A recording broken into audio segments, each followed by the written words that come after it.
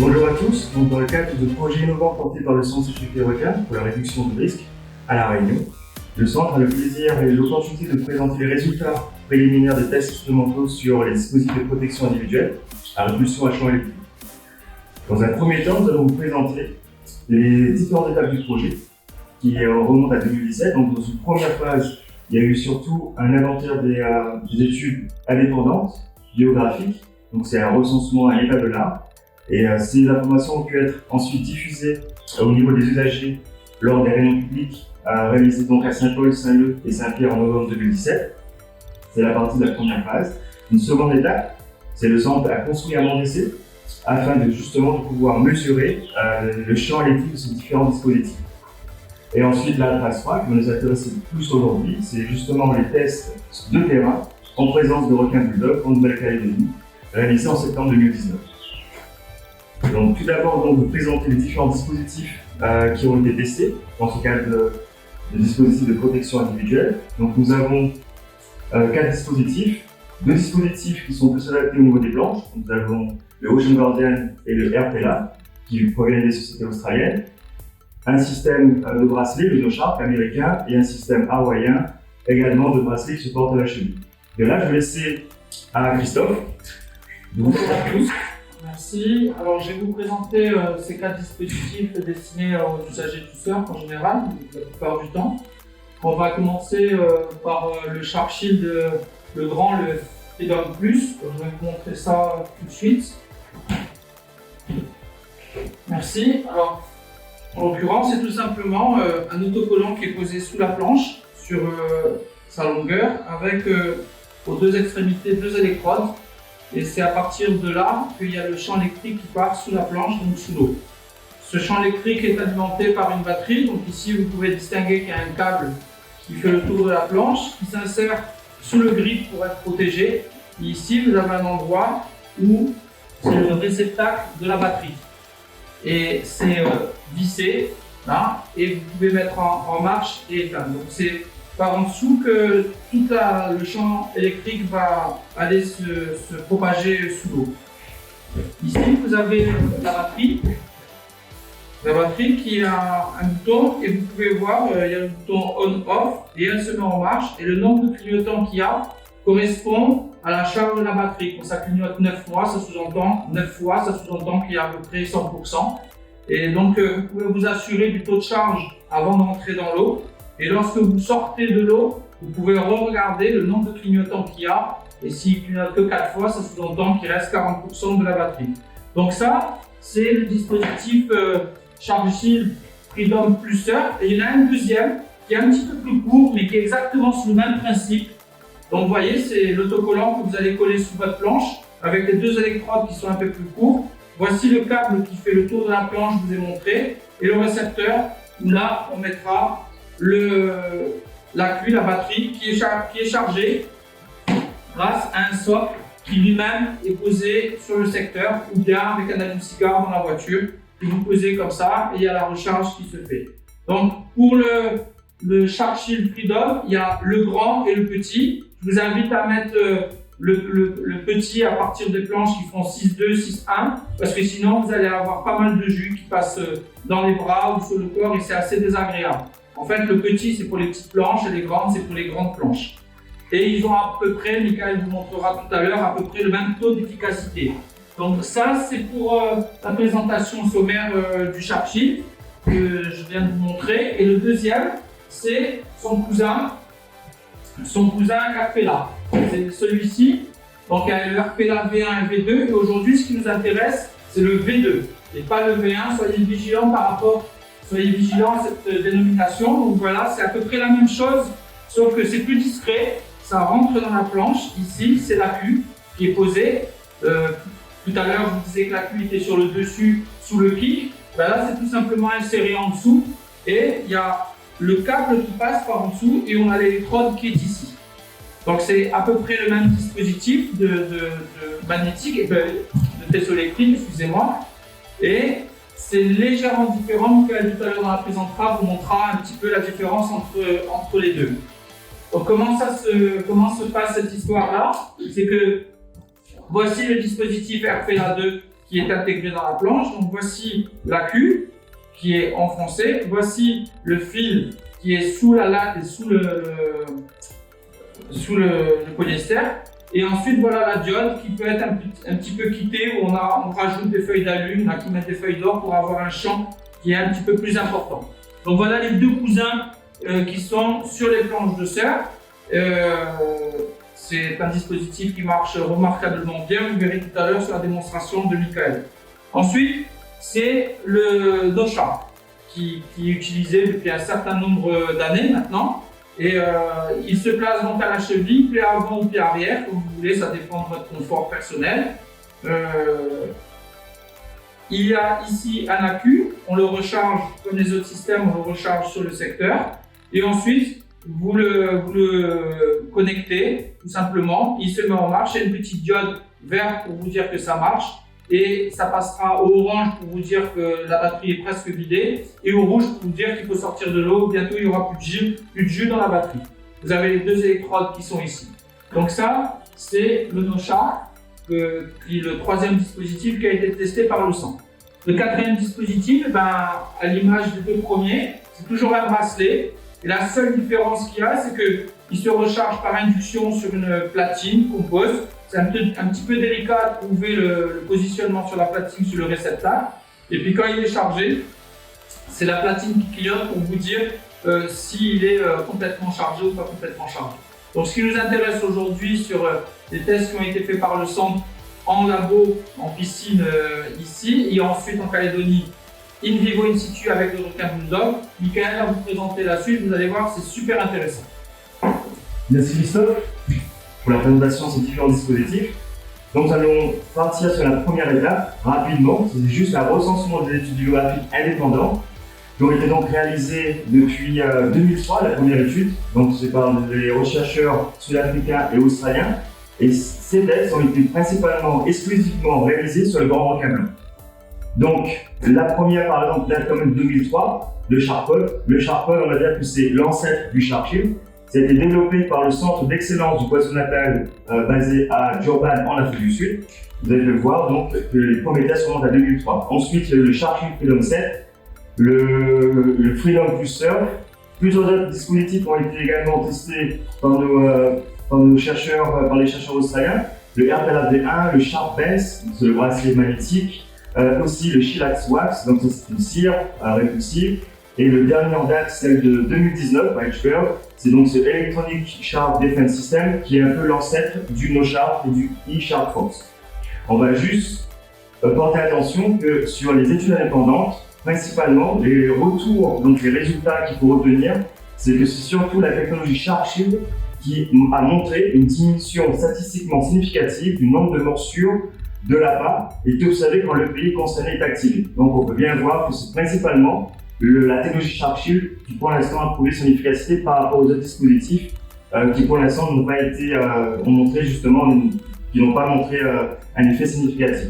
On va justement s'intéresser à deux études, celle de 2013 et de 2018. Donc celle-là c'est de 2018 qui a été réalisée en Australie du Sud, aux îles Neptune, donc entre 2017 et 2018.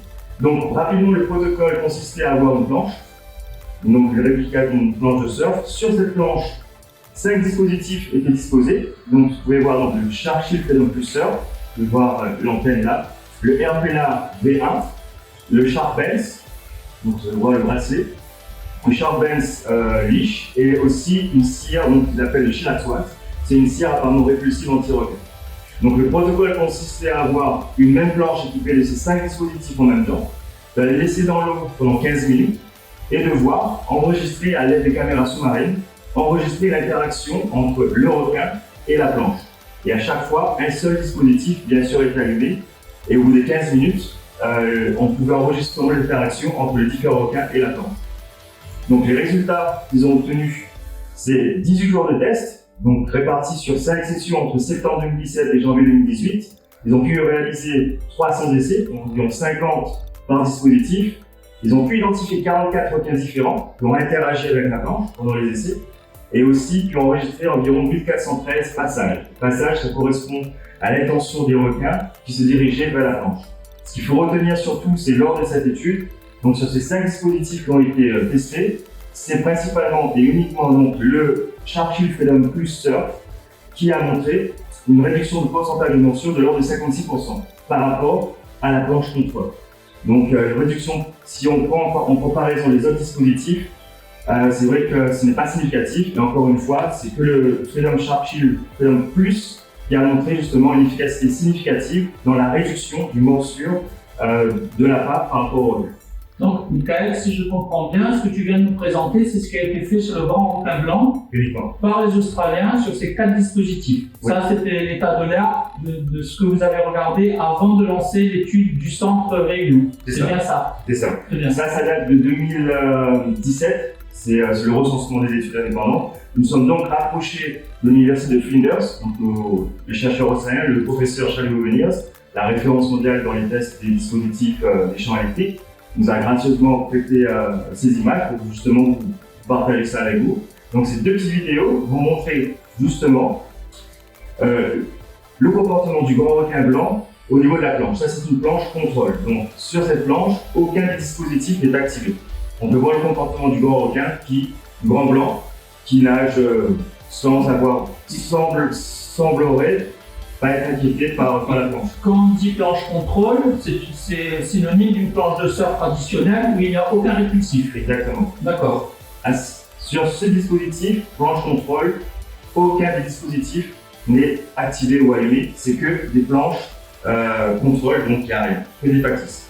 Sur la deuxième vidéo, cette fois-ci, c'est le Sharp-Shield qui est allumé. Et on peut voir de manière assez flagrante le changement de comportement. Voilà, le changement de direction assez brusque du grand requin blanc quand il se rapproche de la planche. Donc on estime qu'il y a un effet du champ électrique émis. On a plusieurs petites séquences où on peut voir le grand requin blanc. Là on peut bien voir qu'il fait demi-tour lorsqu'il se rapproche de la patte. Donc cette étude a bien montré l'efficacité du Sharp-Shield sur le grand requin blanc en Australie. Et Michael, on pourrait revoir lorsque la planche contrôle est activée, l'attitude du requin blanc lorsque. Donc ça, c'est lorsqu'il n'est pas activé. Là, c'est la planche contrôle. Et maintenant,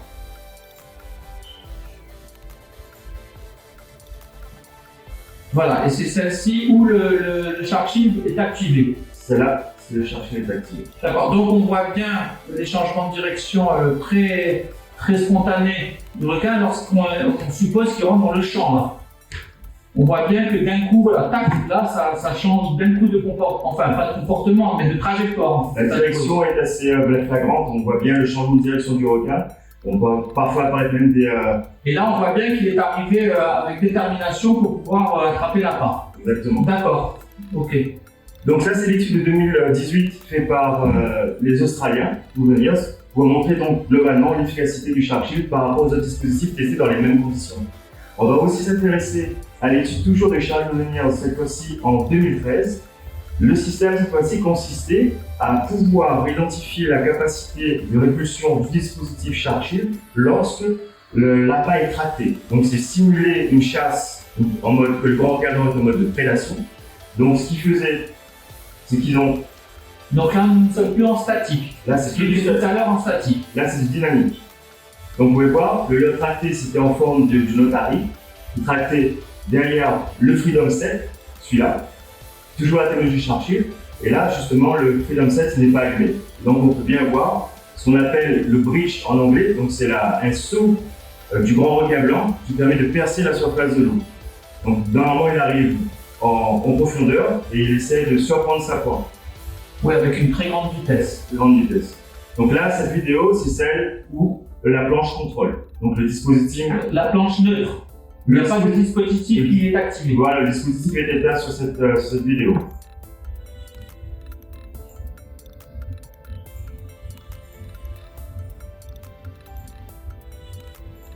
C'est assez impressionnant la vitesse de la détermination. Sur cette seconde vidéo, cette fois-ci, le Freedom 7 est activé. Et là, on peut bien voir le grand requin blanc qui fait demi-tour lorsque le système est activé. Alors, ce qu'il faut retenir de cette étude, c'est lorsque le système était inactif, il y a eu 16 breaches, donc 16 sauts du grand requin blanc sur le lot tracté. Et lorsque le système, donc Freedom 7, était activé, il n'y a eu aucune percée du requin à la surface de l'eau. Oui, c'est important de le préciser parce que ça n'a pas été une prise de vue un peu hasardeuse. Il y en a, on peut dupliquer 16 fois cette image. C'est ça que tu veux dire. D'accord. Il y a eu plusieurs interactions des requins. Et sur cette étude, ils ont montré que lorsque le dispositif est allumé, il n'y a eu aucun breach du grand requin, donc aucun saut. Lorsque le système est allumé, en comparaison des 16 sauts qui ont été enregistrés lorsque le système était inactif. Donc les principales conclusions de l'état de l'art, la première étape qu'il faut retenir, c'est que de manière indépendante, il y a bien eu 4 dispositifs qui ont été testés à travers le monde, donc surtout par les Australiens et les Sud-Africains. On retient donc que le Sharp Shield, le RPLA V1, le Sharp Benz et le ESDS, donc le Electric Sharp Defense System, ont été testés de manière indépendante.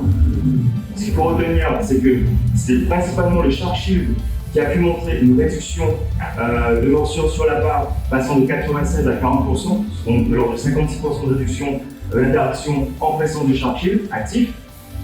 Et ce qu'il faut toujours, par contre, garder en tête, c'est que ces appareils sont des équipements permettant de réduire le risque. Un risque résiduel est toujours présent. On n'a pas de système à ce jour 100%. Pour réduire, on ne peut pas, pour l'instant, ça n'existe pas. Donc c'est vraiment un indicateur de réduction du risque, mais c'est un peu comme le casque à moto. En portant un casque à moto, c'est pas parce qu'on porte le casque à moto qu'en cas de chute, on ne va pas mourir. En revanche, on peut limiter la fracture du crâne. De réduire les séquelles un peu plus graves. L'effet de répulsion qui a pu être mis en évidence est moins d'1 mètre, donc entre 50 et 1 mètre de répulsion. Donc c'est pas des distances très très grandes par rapport à ce que parfois des gens puissent penser. Et aussi, donc, c'est d'où la distance assez réduite du champ électrique pour la réduction du passage du requin. Ce n'est un dispositif individuel. On ne peut pas l'utiliser comme protection collective. Oui, ce qui signifie que lorsqu'il y a un surfeur qui est avec un répulsif, on a vu que le Sharp Shield était visiblement assez puissant. Ça sous-entend que si moi je suis assis sur ma planche ici, et que toi tu es à côté, tu n'es pas concerné par ma planche. Ça c'est sûr. Ça c'est sûr et certain. Et s'il y en a 2 ou 3, chacun, l'addition des champs ne s'additionne pas, ça reste autonome. Il n'y a pas de cumulation des champs électriques. Il n'y a pas de cumulation des champs électriques. Très bien. Le champ électrique d'émission est inférieur à 1 mètre. Oui, il faudrait que vous fassiez du surf en tandem. Ça existe, mais dans des endroits où il n'y a pas de requin. D'accord. Donc d'où justement il faut rester donc très proche de son dispositif, de la planche. Et surtout aussi qu'on a réalisé, c'est assurer un entretien, qu'on va toucher un peu plus tard, un entretien rigoureux après chaque utilisation du dispositif. Donc ça c'est la fin de la première étape. Donc on a fait un état de l'art, donc pour le recensement des études indépendantes sur tout ce qui existe par rapport aux études menées indépendantes sur les dispositifs individuels. Michael, est-ce que tu pourrais nous dire exactement ce que ça signifie un état de l'art? L'état de l'art, c'est un recensement, un inventaire, un recensement des études indépendantes qui ont été réalisées à ce jour. Donc ça veut dire que vous avez récupéré les études indépendantes, vous regardez ce qu'ils disaient, mais comme on dit que marchandise vendue par soi-même donc une valeur, vous avez été vérifier derrière ce que ça signifiait. Voilà, donc nous ce qu'on a fait dans la deuxième étape, on va en parler maintenant, dans la deuxième étape, on s'est rapproché de chaque constructeur, de chaque fournisseur constructeur de ces 4 dispositifs, a pris contact avec eux. On a reçu donc les mesures industrielles, leurs mesures à eux, usine, on va dire, sortant usine. Et nous, ce qu'on a fait, donc on a fait construire un bassin d'essai. Et dans ce bassin, on a nous-mêmes, donc on a acheté les différents dispositifs et on a mesuré à l'aide d'un oscilloscope, de manière ponctuelle, la mesure des champs électriques émis pour chaque dispositif. Et à la distance de la planche. Ça, c'était en piscine. Ça, c'était en piscine. Voilà. Donc, dans un milieu contrôlé, où tous les dispositifs sont testés dans les mêmes conditions. Donc, c'était un bassin d'eau de mer, etc. Donc, tous les dispositifs ont été exactement mesurés dans les mêmes conditions pour justement ce qui a permis à nous de pouvoir avoir un visuel, une modélisation numérique. Donc, c'est de pouvoir avoir un visuel à quoi ressemblent les champs électriques émis par ces dispositifs. D'accord. Donc toutes ces mesures, toutes ces données ont pu être diffusées, ça c'était en avril 2019, sur la page internet du Centre de sécurité requin, justement par les usagers, pour diffuser ça au plus grand nombre. D'accord. Ça, donc, c'était la restitution que vous avez fait en décembre 2000, je ne me souviens plus. C'est avril 2019 quand il a été diffusé, et en novembre-décembre 2017, on avait déjà l'état de l'art avec des résultats. Ça y est, bien. Donc ce qu'il faut retenir par rapport à ces mesures dans les milieux contrôlés, c'est qu'on a mis en évidence deux stratégies distinctes. Une première stratégie, donc celle des dispositifs qui sont mis sur les planches directement, donc le Sharpshield et les RPLA. Vous voyez justement, il y a deux dipôles. Donc c'est-à-dire qu'on s'est rendu compte que la taille, la forme, ainsi que la distance entre les électrodes et la tension émise par le dispositif, justement, joue un rôle sur la propagation du champ électrique dans l'eau. Donc la longueur de ça influe sur la diffusion du champ. Plus ça va être éloigné, plus ça va être grand. Plus le champ se propage avec le plus grand champ électrique. Ce qui quelque part est logique. D'accord. Et par contre, quand on compare avec les résultats obtenus sur les systèmes de bracelets, donc le NoSharp et le eSharp Force, là vous pouvez voir que les électrodes sont très rapprochées. Donc ce qui s'est traduit ici au niveau des graphiques, c'est qu'il y a, au lieu d'avoir deux dipôles, deux pics de tension, on en a qu'un. Justement, les électrodes sont très proches l'une de l'autre. Et donc on peut bien voir déjà au niveau modélisation que la propagation du champ électrique des NoSharp, donc des NoSharp et des eSharp Force du système de bracelet, est quand même moindre par rapport au système des planches. Oui, ce qui quelque part est logique par rapport à l'éloignement des électrodes. Exactement. Donc ça a été mis en évidence pendant la phase 2. Et donc les principales conclusions qu'on peut faire de cette phase 2, c'est qu'on a mis en évidence une hiérarchie de ce dispositif. Donc on a bien eu le plus puissant pour l'instant si on fait des mesures à 1 mètre de la planche. Donc c'était bien le Sharpshield le plus puissant. Seconde position, on vient le RPLA V2. Ensuite le NoSharp et enfin le eSharp Force. Donc ce qu'il faut juste retenir, c'est qu'à l'époque de ce graphisme, à l'époque, on avait fait le retour de terrain, on disait surtout qu'il y avait beaucoup d'utilisateurs du NoSharp et du RPLA V1 oui. À l'époque. Donc c'est pour ça que vous voyez sur ce graphe, c'était les appareils que utilisaient la Réunion, donc le Sharpshield et le RPLA V2, et les appareils à la publicité à la Réunion à l'époque, grâce au retour de terrain, c'était principalement donc le NoSharp et le RPLA V1. Donc depuis, je pense que ça a fait évoluer après les retours d'usagers. Oui, ça a été très intéressant puisque à l'issue de ces réunions publiques, il y a eu un petit peu une inversion du dispositif et on a vu un petit peu une montée en charge de RPLA 2 et du Sharpshield où l'ensemble des usagers ont commencé à réagir par rapport à ce diagramme qui, rappelons-le, était en labo. C'était les premières estimations qu'il y avait.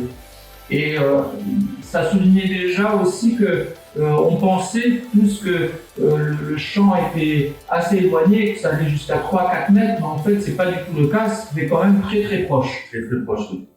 Alors donc ça c'était les conclusions principales à retenir de la phase 2. Maintenant, on va s'intéresser à la partie la plus intéressante de cette présentation, c'est la phase 3. Donc ça a été la réalisation des tests in situ, donc sur le terrain, en présence de requins bulldog. Donc initialement, on a fait fonctionner notre réseau à l'international. On a vu nos collaborateurs en Afrique du Sud, au Mozambique, etc. Et c'est finalement la Nouvelle-Calédonie qui a été retenue parce qu'on a eu confirmation d'une présence avérée de requins bulldog en Nouvelle-Calédonie. Donc ça a contribué donc à une collaboration internationale avec l'université australienne, donc le professeur Chelou-Véniers, qui lui a été présent pendant la phase de test, qui nous a aidé évidemment au niveau du protocole. Et c'est surtout la présence régulière de requins bulldog au port de Nouville qui a permis de la réalisation de ces tests. Alors, il y a une question qui est posée, une question de la plage, qui nous dit, mais on nous dit qu'il y a plein de bulldogs à la Réunion, pourquoi vous ne l'avez pas fait? Alors, avant de partir en Nouvelle-Calédonie, on a réalisé pendant plus d'un an et demi. Plus d'un an et demi des tests ici à la Réunion. Sauf qu'ici à la Réunion, ce qu'on a fait, c'est qu'on a pris la planche, on l'a mis sous l'eau, parce qu'en surface c'était dur, sous l'eau avec les appareils. Donc en utilisant des boules, on va dire, des caméras sous-marines, pour essayer de voir s'il y avait des requins dans des zones et voir leur interaction. Et on a eu 0. D'accord. Donc vous êtes parti à l'extérieur parce qu'à la Réunion, le début des tests que vous avez fait n'a pas été fructueux. Il aurait fallu attendre 10 ans pour pouvoir peut-être avoir un retour d'information Moi, des déjà, Bulldogs 974. Une interaction au moins, mais là, on a eu plus de 500 heures d'images sous-marines et malheureusement, aucune avec des requins bulldogs interagissant avec la planche. C'est la raison pour laquelle on a décidé d'aller vers un endroit, un site particulier, où c'était sûr qu'on pouvait avoir des requins. C'est ça. Et en Afrique du Sud, c'était beaucoup de requins blancs avec peu de bulldogs. Et En Afrique du Sud, il y avait un site, c'est au large du Durban, ça s'appelle le Aliwals Falls. oui. Malheureusement, ça se passe, là, au niveau logistique, c'est compliqué et c'est dans des 60 à 40 mètres de fond. D'accord. Donc, pour faire interagir les requins bulldogs en surface, donc en situation avec un surfeur, c'était pas vraiment l'idéal, vu qu'ils étaient à 40-60 mètres de fond. Et après, c'était Au Mozambique, au Mozambique, mais finalement, c'est le Mozambique qui s'est désisté. parce que justement, le moment où on devait y aller, c'était il y a une période, et D'accord. justement, quand nous on était prêts pour partir, notre collègue sud-africain nous a dit bah là, il n'y avait plus de requins. Parce D'accord. qu'il y en a qui sont marqués, etc. Donc lui, il a pu suivre exactement au niveau de la saison, la présence avérée des requins. Il nous avait dit bah là, au mois de juin, c'est fini, ça sert à rien, il faut repousser encore un an. Donc la difficulté réunionnaise, vous avez essayé, il n'y avait pas un échantillon suffisamment important pour pouvoir en faire une étude. En Afrique du Sud, c'était trop profond et trop compliqué. Et problème de saison au Mozambique. Et donc de là, c'est pour cela que la destination Nouvelle-Calédonie est a retenue. été privilégiée. D'accord. Donc ces petites vidéos vont juste vous présenter rapidement les conditions dans lesquelles on a pu réaliser les tests en Nouvelle-Calédonie. Donc vous pouvez bien voir, c'était au port de Nouville, sur le quai des pêcheurs, où grâce à un système de récepteurs de tags porté par la province sud et la ville de Nouméa et piloté par l'IRD de Nouvelle-Calédonie, ils ont pu donc confirmer qu'il y avait une présence de requins dans cette zone. Donc, vous pouvez voir, on a mis des caméras sous-marines. Ce qui était intéressant, c'est de voir donc la turbidité était assez importante, donc vous pouvez voir une visibilité assez réduite. Et ce qui était intéressant, c'est qu'on a pu donc confirmer la présence de requins et surtout aussi pouvoir interagir avec eux en surface. Donc c'était on pouvait facilement les attirer en surface avec donc des stimuli olfactifs, acoustiques et visuels. Donc c'est juste pour vous faire montrer vraiment les conditions dans lesquelles les tests ont été réalisés en Nouvelle-Calédonie. Alors ça c'est juste pour vous rappeler le protocole dans lequel on a réalisé le test. Donc on a repris plus ou moins le protocole qui avait été réalisé par notre collaborateur australien sur les tests du Grand Blanc. Donc on l'a répliqué pour le Bulldog cette fois-ci. Donc on a fait une planche où 4 dispositifs étaient disposés sur la planche. Donc nous avons le Freedom Surf, le RP là et les 2 systèmes de bracelets sont mis sur la planche. À environ 30 cm au centre de la planche, on a disposé une sardine. Donc voilà, donc c'est pour plus ou moins simuler quelqu'un qui est assis sur une planche ou son pied dans l'eau. Donc c'était pour simuler justement cette Ouais, mais moi, mon pied, il sent pas la sardine. Hein. J'espère. Et au moment où on a fait le test, le fournisseur Shark Shield venait aussi juste de lancer sa nouvelle version, donc le Mini Surf. Et c'est la raison pour laquelle on a aussi décidé de faire des tests du Mini Surf. Mais ça a été séparé de la première, du premier protocole. Donc c'était exactement la même chose, une planche de surf avec le système Mini Surf Shark Shield et en dessous à 30 cm de la planche, la sardine à 30 cm. Donc ça c'était les appareils testés. Donc ça c'est juste une petite vidéo qui vous présentera le protocole dans lequel une journée type. Donc une journée type, c'est le protocole dans lequel on a réalisé nos tests. Donc tous les matins on est arrivé sur le port de Nouville, le quai des pêcheurs. Avant de déployer le dispositif, on s'assurait d'avoir la présence de requins, donc les attirer avec des stimuli acoustiques. Donc ça correspondait à des tubes en PEHD qu'on lançait en surface de l'eau. Donc le splash, ça attirait le requin en surface. On les attirait aussi avec donc, des stimuli olfactifs et avec récompense alimentaire. Donc on envoyait des petits morceaux de sardines en surface pour justement garder cette présence de requin en surface.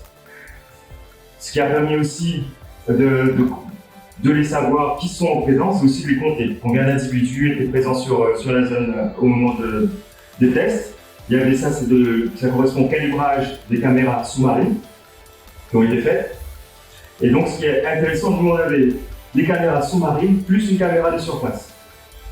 Ce qui est intéressant à retenir, c'est que l'analyse des caméras sous-marines, elle se fera dans un second temps, avec une publication scientifique qui a été soumise, qui a déjà été soumise, on attend donc le retour, et que le rapport technique qui suit de cette présentation est principalement fait avec la caméra de surface, des résultats. Donc ce qu'il faut retenir, c'est que donc, ça c'est une journée type, le début de l'expérimentation, on comptait le nombre de requins qui étaient présents, la visibilité, etc. Et ce que nous, on remontait, on essayait d'enregistrer comme données, c'était surtout l'intention des passages. Donc les passages étaient catégorisés, classés en 3. Donc là, c'est la mise en place du protocole pour pouvoir avoir un échantillon statistique à traduire par la suite. Ok, exactement. Donc ce qu'on faisait aussi, c'est on classait les passages en 3 catégories. Une catégorie où une intention était élevée, où le requin allait manifestement vers là-bas. Une intention modérée, moyenne, où il était juste curieux, mais il n'allait pas directement vers là-bas. Et une intention basse, où justement il n'avait aucun intérêt à aller vers là-bas. Donc désintéressé, curieux et très intéressé. Voilà. Le même dispositif, le même protocole a été réalisé, cette fois-ci sur le mini-SIOM. Donc, les résultats qui ont été obtenus, on a eu un gros volume de jeux de données. Donc, il y a eu 18 jours successifs qui ont été faits sur la planche où les 5 dispositifs étaient installés. On a pu réaliser donc 81 séries, 402 tests. Et ce qui ont été retenus principalement, c'est 2290 passages, c'est les passages avec des intentions élevées et modérées. Vous avez enlevé les passages qui étaient pas intéressants. C'était pas la peine de rentrer dans la banque de données puisque ça ne les intéressait pas. Exactement. Et le même protocole a été réalisé sur le mini-SIOM. Juste un truc à retenir, c'est que la période dans laquelle a été fait le mini-SIOM a été faite du 18 au 26, donc dans la deuxième période. C'est juste important à retenir pour la suite. Donc Christophe, maintenant on va s'intéresser à la catégorisation des échecs, c'est-à-dire lorsque la planche et les échecs lorsque c'est bon ou c'est pas bon. Donc un échec, c'est dans l'hypothèse où le requin est censé toucher le surfeur. Exactement. En fait, c'est très près. Très près. Alors ce qu'on a fait, c'est pour nous, si l'appât, vous pouvez voir sur les vidéos, si l'appât est mordu ou touché, pour nous, c'est un échec. Donc là, ça c'est un échec, c'est supposer une morsure sur quelqu'un. Mais déjà, si le requin il touche l'appât, donc pour nous, c'est un échec. D'accord, très bien. S'il mange l'appât, c'est un échec. D'accord. Et donc tout ça, si le dispositif était censé être pendant 15 minutes, si avant ces 15 minutes, l'appât est mordu ou touché, ou la planche elle est touchée, mordu, c'est un échec. Donc c'est sur un laps de temps de 15 minutes. De 15 minutes. D'accord.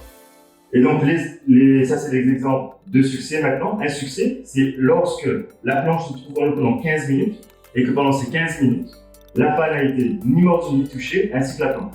Donc c'est une vidéo qu'il faut montrer par exemple. Donc une planche, pendant 15 minutes, l'appât est resté intact. D'accord. Et on remarque que le requin passe quand même très près. Mais il tourne. Il tourne. D'accord. Là, pendant les 15 minutes, il n'a pas réussi à prendre l'appât, ni à toucher la planche. Ce qui est remarquable sur cette image, c'est que nous pensons, les surfeurs pensent que ça ne s'approche pas de si près. Et donc là, on est sur un dispositif et on constate quand même que si on est assis sur la planche, on pourra avoir le gros poisson de très près, sans être mordu. Sans être mordu. D'accord. Et là, une petite vidéo qui peut montrer cette fois-ci 3 requins en même temps qui se rapprochent au niveau de la planche. Et là, vous pouvez voir le changement de comportement, de direction assez flagrant. En effet. Et puis c'est 3 gros quand même, hein. C'est des poissons qui font 2,50 m. Ça. Entre 2,50 m et 3 m, on avait de toute taille. C'était d'accord. Des requins de toute taille. Et enfin,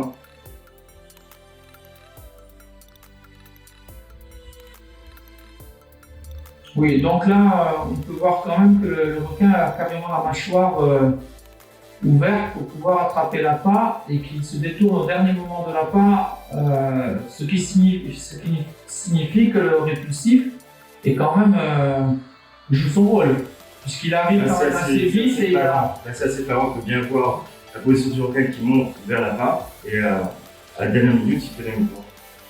D'accord, et donc là, c'est vite un coup de rame, on part vite sur le récif. Alors les résultats, on va s'intéresser principalement aux résultats qu'on a obtenus pendant ces tests. Donc ce qu'il faut retenir, c'est encore une fois, on retrouve une hiérarchie, et la même hiérarchie qu'on a trouvée pendant la phase 2. Donc c'est-à-dire qu'on retrouve le Sharpsheet, à 44,6%, le RPLA V2, le NoSharp et le eSharp Force. Alors, pour rappel, la phase 2, c'était dans un milieu contrôlé, c'était en piscine. En piscine, dans un bassin d'essai. Donc, ce que vous avez vu en bassin d'essai sur Les mesures des champs, sur les mesures des champs, et la hiérarchie que vous avez vue, en termes de puissance et limite des champs électriques pour chaque dispositif, elle se réplique sur le terrain. C'est-à-dire qu'on avait fait une hiérarchie entre Sharp Shield, RPLA, V2, NoSharp et Sharp Force, et on retrouve cette même hiérarchie sur les tests terrain. et complètement à gauche, c'est le Sharp Shield. Ça, c'est le mini-sort. Mais c'est le Sharp Shield sur le petit. Voilà. D'accord. Donc on l'a mis sur le même graphe, mais ça, comme je vous ai dit, c'est sur une période Plus court. plus courte et en deuxième période des tests. Ça n'a D'accord. pas été fait en même temps. Donc on retrouve quand même une efficacité du mini-sort par rapport à la planche contrôle. D'accord. Ce qui est intéressant pour nous par rapport aux données de terrain, c'est qu'on a pu identifier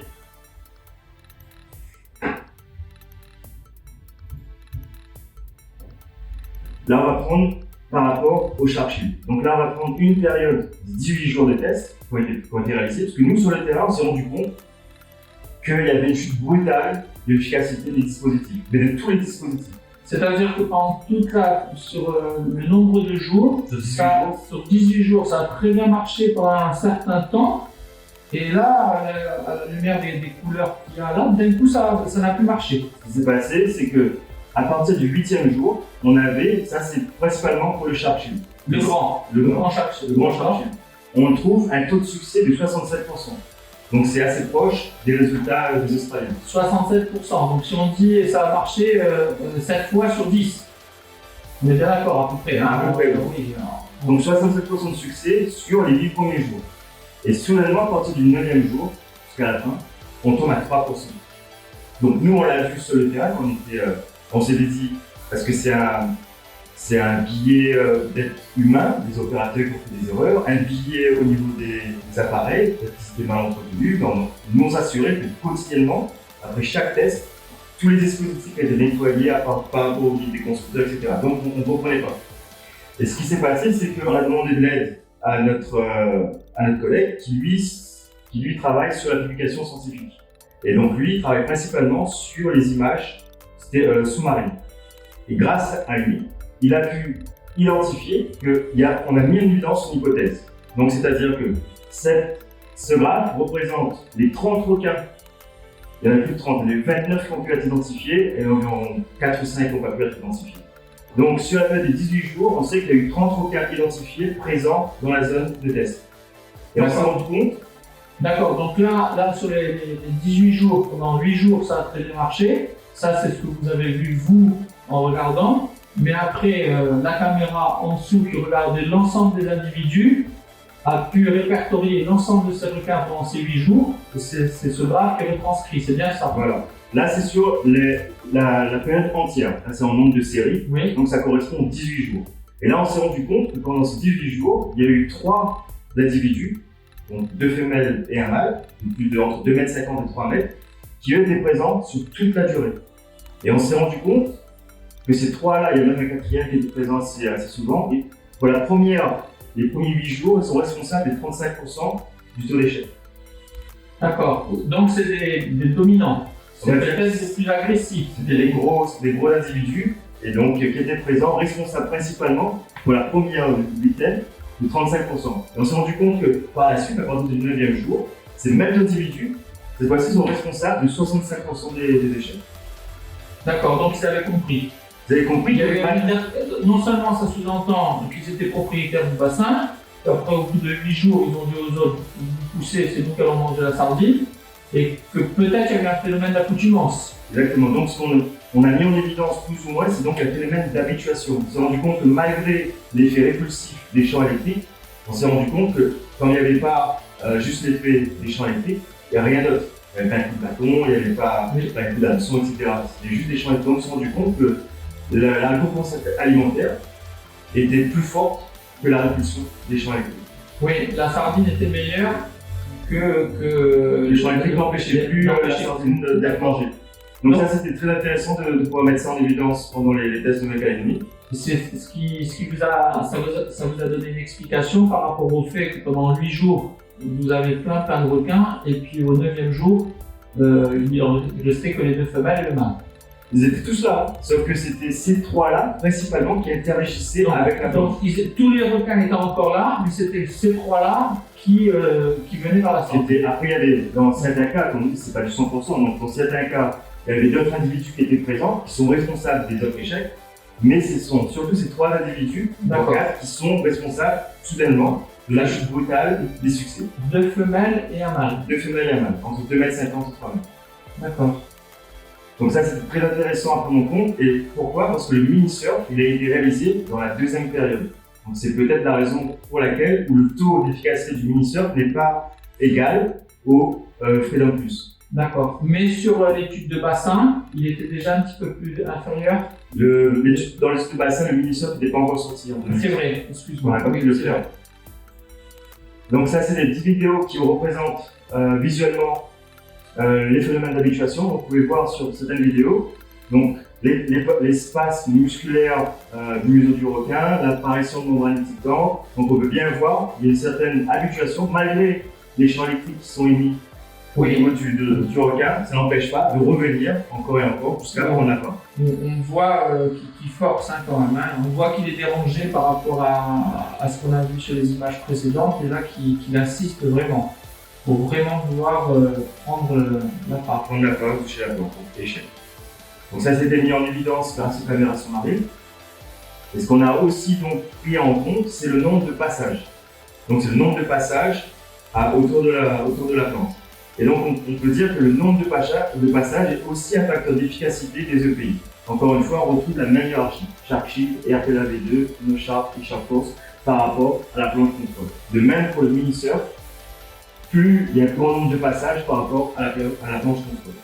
Donc le nombre de passages, on peut voir dans la petite vidéo qui suit, où là c'était un succès, donc pendant 15 minutes la planche est restée. Mais là on remarque que quand même il fait demi-tour à une certaine distance de la planche. Donc il doit quand même sentir un petit peu. Un petit peu, on va dire. Parce qu'il tourne quand même, hein, et là comme tu vois, il y a plusieurs individus. Oui. Il y en a 5 qui se rapprochent plus que d'autres, mais là ça a été flagrant pendant 15 minutes. Plusieurs passages ont été réalisés autour de la planche sans que la passe soit mordue du toucher et sans que la planche soit touchée. D'accord. On a pris aussi en compte donc, le pourcentage de réaction. Les réactions, c'est ce que je te dis, c'est l'espace musculaire au niveau de la tête du requin, l'apparition de la membrane excitante, le changement brusque de direction, etc. Donc ça, on les a notés aussi. On a pu enregistrer, encore une fois, même hiérarchie, le Shark Shield, qui a le plus de réactions par rapport aux autres dispositifs. Donc ça, c'est pour juste montrer visuellement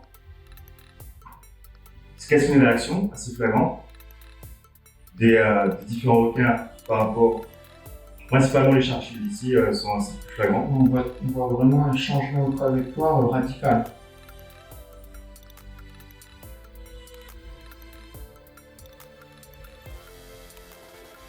Donc pour conclure, ce qu'il faut principalement retenir de cette phase de test en Nouvelle-Calédonie, c'est qu'on a pris en compte l'augmentation de passage de réaction et pour nous un facteur d'efficacité des différents dispositifs. Il y a également donc confirmation par rapport à la phase 2 de la hiérarchie des dispositifs qui ont été testés. On a le Shark Shield, le RPLAV2, le No Shark et le Shark Force dans cet ordre. On confirme aussi que les études australiennes, il n'y a aucun dispositif qui est à 100%. Donc un risque résiduel est toujours présent sur la tension. Et aussi, très important de prendre en compte, c'est que les conditions dans lesquelles les tests ont été réalisés, on va dire qualifiées d'extrêmes, parce qu'il y avait plus de 30 requins qui étaient présents de grande taille. On les a pâtés avec des récompenses alimentaires, de sardines, plus des morceaux de sardines qui étaient jetés à l'eau, donc des stimuli olfactifs, et acoustique en lançant aussi le tube en PVC dans l'eau. Donc tout ça fait qu'on peut qualifier assez extrême une présence de 30 spécimens autour de la planche pendant 18 jours, une visibilité réduite, la présence de grands spécimens de entre 2,50 m et 3 m, 15 minutes. Donc on peut dire que c'est qualifié, c'était les conditions dans lesquelles les tests ont été réalisés. Donc on va dire qu'on a vraiment éprouvé les dispositifs de protection individuelle dans ces conditions. Pour caricaturer le protocole, je rentre dans l'eau avec ma planche de surf, dans un bassin où il y a 35 bulldogs énormes, je mets une sardine sur ma planche et je reste allongé pendant 15 minutes et je vois ce qui se passe. Exactement. C'est ça que vous avez fait. C'est ça. Avec donc toutes les conditions, beaucoup de poissons, de l'eau sale, un appât et un laps de temps important. Important quand même, 15 minutes, c'est pas 5 minutes quoi. Et ces 15 minutes permettent de voir si le poisson vient et a le temps de s'habituer, à se demander peut-être ce que c'est cet engin, etc. Exactement. D'accord. Donc c'était vraiment des conditions qu'on ne peut pas retrouver n'importe où, c'était vraiment les conditions particulières de Nouvelle-Calédonie, où on a fait les tests dans des conditions extrêmes. C'est un crash test d'un airbag sur l'essai d'une voiture, Voilà. dans des conditions très très importantes. D'accord. Et donc aussi, également, en retenant donc, le phénomène d'habituation qu'on a mis en évidence par rapport à la chute brutale des EPI, de l'efficacité des EPI dans la seconde moitié du programme. Et enfin, donc, ce qui est la principale information qu'il faut retenir, c'est que globalement, dans les tests qui ont été réalisés en Nouvelle-Calédonie, c'est le Shark Shield qui reste le dispositif le plus efficace, de manière globale. D'accord. D'accord. Donc maintenant, juste pour finir, pour les recommandations qu'on doit apporter aux usagers, c'est qu'un EPI n'est pas une solution à 100%. Il y a deux facteurs à prendre en compte, comme justement la prise de conscience de la mise à l'eau reste un critère vraiment important et que malgré le port d'un EPI, ne constitue pas une évaluation du risque à 100%. Oui, d'accord. Ensuite, on a aussi montré que ce qui est très important pour la maintenance et surtout du bon état des dispositifs quand on achète un dispositif, il faut surtout bien l'entretenir, etc. Et que, bien sûr, c'est un système de protection individuelle. On l'a rappelé. Exactement. Et donc, on a pu aussi mettre en évidence par rapport aux vidéos caméras sous-marines que l'ordre de répulsion est de l'ordre entre 50 et 60 cm de répulsion par rapport aux images. C'est le plus fort. C'est le plus fort. Le champ le plus fort, c'est 60 cm. Après, il se les plus forts au centre, on va dire les plus forts au centre de l'électrode, on va dire qu'il y a un effet jusqu'à 60 cm. Fort. Et ensuite, ça de répulsion pour les requins. Voilà, et après, ça se délaye, ça se réduit très rapidement avec la distance. Exponentielle, c'est. Exponentielle. Donc il faut juste s'assurer d'avoir des dispositifs très bien entretenus. D'ailleurs, je vais te laisser la parole, Christophe, pour nous donner des petits conseils sur l'entretien de ces dispositifs. Alors, effectivement, on a pu constater dans l'étude, ça c'est pour la suite, c'est que sur le Shark Shield, je vais vous montrer ça tout de suite. Après votre session de surf, on remarque très régulièrement qu'il y a un dépôt de rouille qui se fait sur la périphérie de l'électrode, des deux électrodes. Et sur la zone de joint et de collage, cet ensemble de rouille qu'on peut avoir réduit de l'ordre de 30% le champ électrique que disait tout à l'heure Michael. Donc, quand on vous dit que c'est 60 cm, pour vous donner une idée, 60 cm ça fait ça. Donc vous voyez, c'est pas beaucoup. Si on réduit 30%, on diminue 20 cm, donc ça veut dire que le champ il est que de cette grandeur-là. Donc 20 cm pour un nettoyage, franchement, il faut le faire. Comment nettoyer l'électrode? Comment nettoyer ça? Donc il n'y a pas de règle absolue, mais il est surtout recommandé de prendre ce produit magique qui est le WD-40, mais pas n'importe lequel, c'est le nettoyant contact à séchage rapide. Parce que c'est un endroit où, entre l'électrode et l'autocollant, si vous frottez trop fort, vous allez altérer la qualité de la feuille d'alu, la feuille métallique, et au bout d'un certain temps, ça ne va plus marcher, vous allez l'esquinter. On peut prendre aussi du WD-40, traditionnel dégrippant, avec un petit peu de laine de roche, et vous frottez délicatement. Le problème, c'est que si vous le faites très régulièrement, vous allez altérer l'épaisseur de la feuille et vous allez l'esquinter. Sur l'empirisme de ce nettoyage, le mieux, visiblement le mieux, c'est de l'eau douce. Vous prenez une éponge avec abrasive, avec le truc vert là, mais quand elle est très usagée, quand elle est très utilisée, qu'elle n'est pas très forte, et vous le faites doucement avec le jet d'eau et ça partira. Donc il faut le faire à chaque fois que vous voyez qu'il y a ce dépôt sur les deux côtés, il faut absolument enlever ça parce que ça altère la performance du dispositif. L'autre petite chose qu'on oublie régulièrement, c'est que sur la semelle, ici, là juste en dessous, vous avez le récepteur de la queue. Le récepteur de la queue, il y a 5 petits trous qui sont dedans. Et si on laisse l'eau de mer dedans, le lendemain, vous avez du verre de gris. Et lorsque vous insérez le chargeur dedans, le contact va se faire ou ne pas se faire et risque d'être très altéré, même si sur le voyant vert s'allume, ce que je vous montrais tout à l'heure.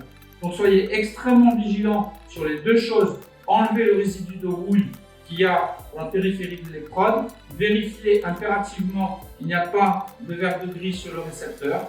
Ça, c'est deux choses importantes. Et ensuite, lorsque vous insérez la queue sur son socle, il y a les deux vis BTR, les deux vis siphon creux là. Il faut serrer un petit peu, ce qu'on appelle en mécanique la touche-touche, et vous mettez un quart de tour de plus pour serrer. C'est pas la peine de serrer énormément, tout simplement parce que si vous serrez fort, vous allez décoller le socle de la colle qui a du grip qui est sous le kick. Vous avez sur les vis, parce que le constructeur a réfléchi, vous avez sur le vis deux petits contre-écrous qui sont cannelés. Donc avec le doigt, vous pouvez juste les remettre de telle manière à ce que ça ne se dévisse pas pendant votre session. Je rappelle, vous serrez dès que vous voyez la résistance, un quart de tour et ça suffit. Si vous serrez plus fort, vous allez endommager la semelle du pad et vous allez le décoller. Même si c'est de la bonne colle, au bout d'un certain temps, ça va se décoller. Donc ça, c'est pour le Shark Shield version longue et version courte, hein, le mini. On constate les mêmes problématiques sur l'autocollant, sur l'électrode. Donc soyez extrêmement vigilants là-dessus. Autre chose, sur l'accu, faites en sorte de le recharger comme toutes les batteries lithium, vous rechargez au maximum. Et quand la batterie est chargée au maximum, évitez de laisser ça toute la nuit. C'est pas très bon parce que ça chauffe. Donc vous chargez ça, dès que c'est fait, dès que c'est chargé, vous l'enlevez. C'est du lithium, ça conserve, ça garde la charge assez longtemps. Vérifiez bien avoir chargé votre accu avant votre session. Donc j'en ai fini pour le Shark Shield. Rachel, il faut que j'ai des gens qui mettent derrière le plateau. C'est pas tomber la planche, Rachel. Merci. Donc là, on passe sur le cousin, le RP là, ce que je vous disais tout à l'heure. Donc il est inséré ici et on le met en marche et ici l'électrode. Donc cette électrode là, pareil, vous la nettoyez avec grande attention parce que c'est la même chose que pour le Shark Shield. Il ne faut pas qu'il y ait de dépôt de rouille d'oxyde, surtout pas. Il y a quelques personnes qui quittent un petit peu l'électrode en rajoutant, en rajoutant un petit peu, en rajoutant une feuille d'alu pour augmenter le champ. Ça, ici au centre, ça n'a pas été testé, mais sur l'étude empirique, il y a pas mal de personnes qui l'utilisent. La chose de très importante sur le RP là, c'est que sur le dessous, ici, vous avez une bille, une demi-sphère, qui est le contact qui va envoyer le jus là-dessus. Là, vous ne voyez pas, c'est complètement oxydé, ça ne marche pas. Donc c'est quelque chose que vous devez nettoyer. C'est là où il y a le jus qui sort. Vous devez nettoyer ça à chaque fois pour pas qu'il y ait de dépôt. Dès que vous sortez, vous nettoyez à l'eau douce pour pas qu'il y ait de dépôt. Et ensuite, de là, c'est du verre de gris parce que c'est du cuivre. Et ensuite, vous avez les deux cylindres. Là, c'est le jus qui rentre.